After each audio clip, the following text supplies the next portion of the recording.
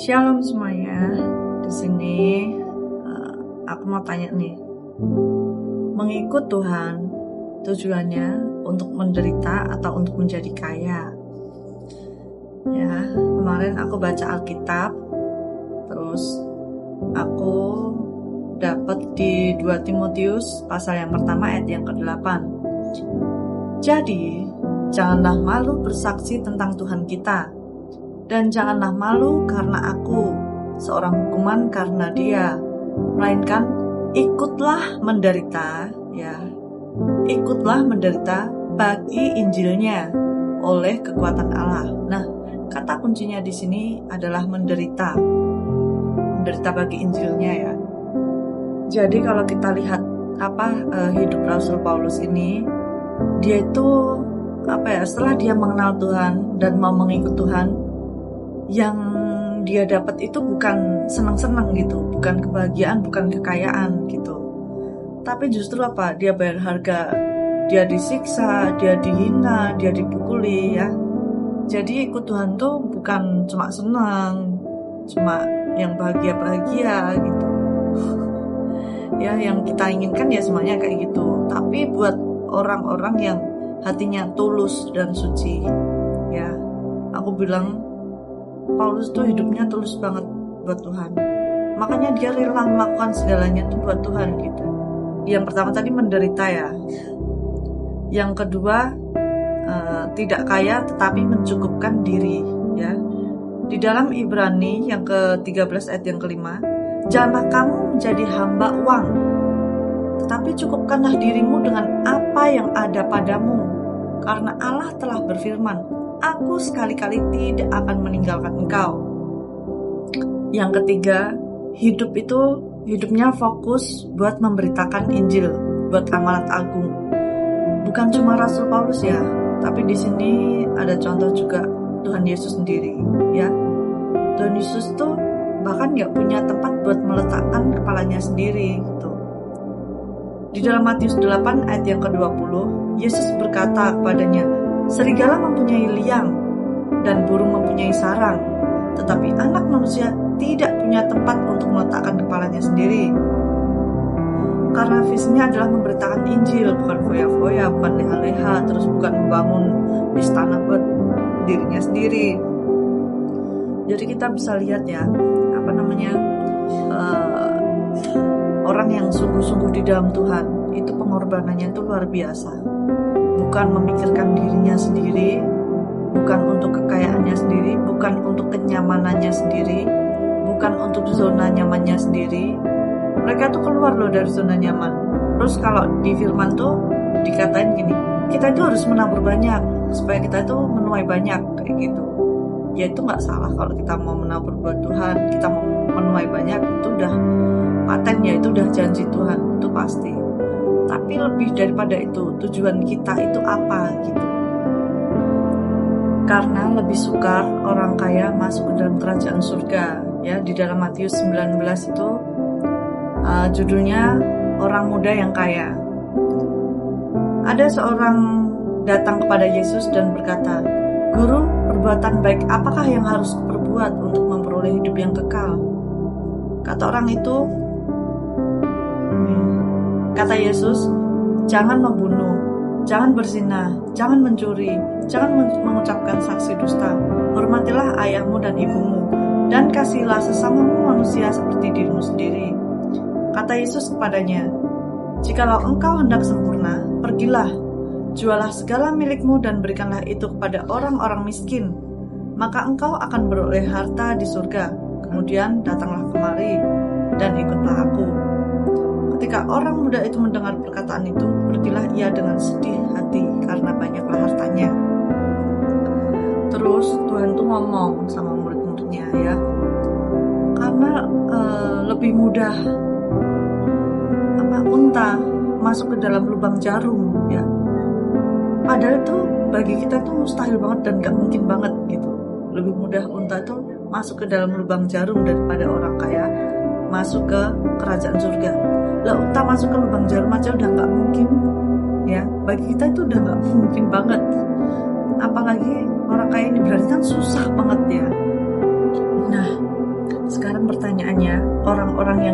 zaman sekarang ini, apakah mereka juga melakukan seperti yang dilakukan Rasul Paulus dan Yesus? Ya, karena kita lihat dengan mata kepala kita sendiri ya, ini bukan cuma dari aku. Kayak apa? Ya emang plan-plan Tuhan, terus hamba Tuhan gitu, yang nggak menghakimi ya, ini cuma mengamati aja. Itu hidupnya tuh sukses, terus kayak ya intinya kayak nggak menderita seperti yang dilakukan Rasul Paulus dan Yesus gitu. Hidupnya kayak masih terikat dengan zona nyaman. Terus aku mau kasih contoh hidupnya Raja Salomo gitu. Dia kan kaya juga nih. Aku juga berpikir sampai situ. Terus gimana hidupnya Salomo yang kaya itu? Terus kaya itu salah apa enggak sih gitu? Nah, salah enggaknya itu kan tergantung buat apa uang kita ya. Kalau Raja Salomo itu kan dia menyalahgunakan kepercayaan Tuhan. Istrinya aja 700, gundiknya 300 ya, perempuannya 1000. Nah, kira-kira kayak gini sesuai dengan kehendak Allah atau enggak gitu? Tujuan kaya itu apa? Dan apakah menjadi kaya itu dosa? Yang pertama, kekayaan bukan kejahatan ya. Kekayaan itu bukan kejahatan. Alkitab tidak mengatakan bahwa kekayaan itu buruk, tetapi orang yang terjerat uang, itulah yang buruk. Di dalam 1 Timotius pasal yang ke-6 ayat yang ke-10, karena akar segala kejahatan ialah cinta uang.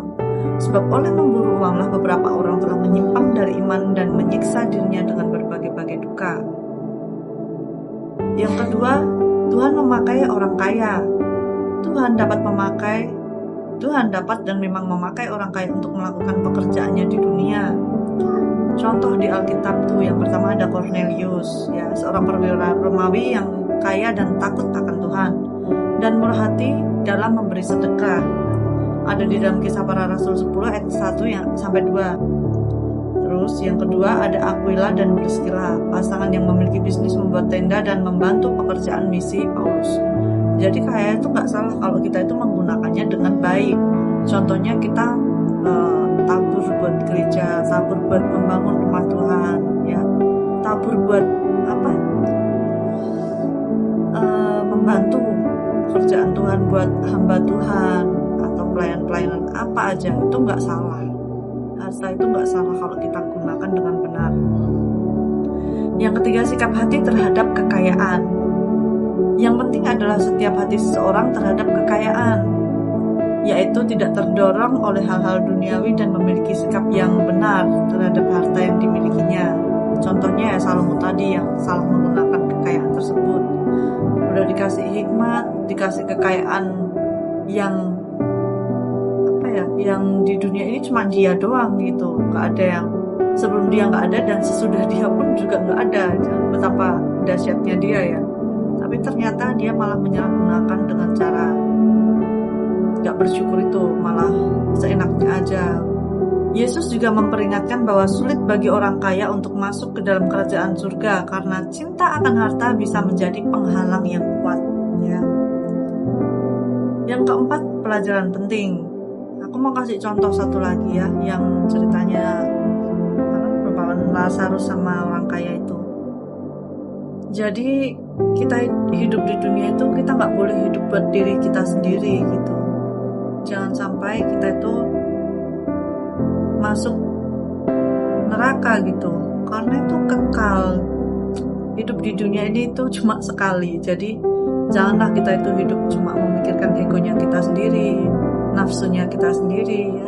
Kita harus memikirkan orang lain, dampaknya ke orang lain itu apa, apakah itu sesuai dengan kehendak Tuhan ya. Kita harus bisa mencerminkan kalau kita itu emang benar-benar anak Tuhan gitu. Kita harus banyak-banyak berbagi, apa aja yang penting sesuai dengan firman Tuhan. Jadi jangan hidup buat diri sendiri lagi, karena kita adalah ciptaan baru, yang lama sudah berlalu dan yang baru itu sudah datang. Kaya itu gak salah ya, asal kita menggunakannya dengan benar. Semangat buat teman-temanku ya, yang lagi menderita tetap semangat karena Tuhan punya panggilan sendiri, tujuan sendiri buat hidup kita yang mungkin orang lain gak sekuat kita, tapi kita diberi karunia itu. Dan buat kalian yang udah kaya, jangan menggunakannya seenaknya aja, jangan menyalahgunakan ya sebelum Tuhan bertindak sendiri. Gunakanlah untuk kebaikan Tuhan. Semangat, God bless you.